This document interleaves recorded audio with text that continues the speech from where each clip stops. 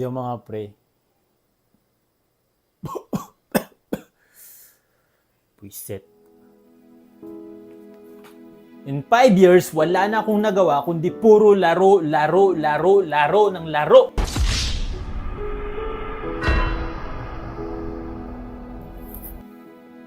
Kaya ngayon mga pre, gagawa tayo ng bago. Kung saan, makakatulong tayo sa iba habang nagninegosyo. Let's go!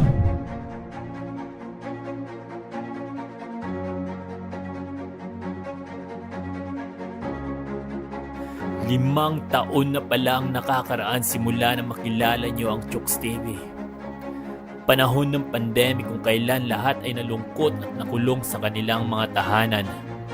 Habang nakikipaglaban sa panahon ng pandemya ang ating mga kababayan, ay nandyan naman si Chokes TV para makapagbigay ng kunting kasiyahan para maibsan ang kalungkutan ng ilang kababayan natin. Ngayon, 2024 na pala, may freedom ng lahat para ituloy ang kanilang mga pangarap na naudlot sa panahon ng pandemya. At sobrang saya ko dahil sa pangyayaring ito mga pre. At ngayon mga pre, panahon na din para magpaalam si Chokes.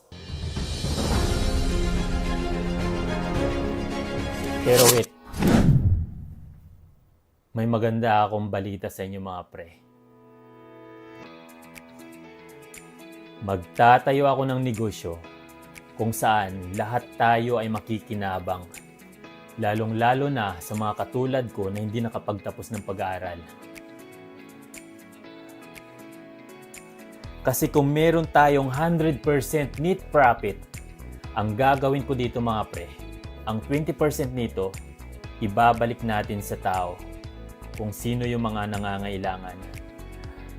At ang 50% nito mga pre, ibabalik natin sa company para lumago ito at magkaroon para makapagbigay ng maraming trabaho sa mga kababayan natin.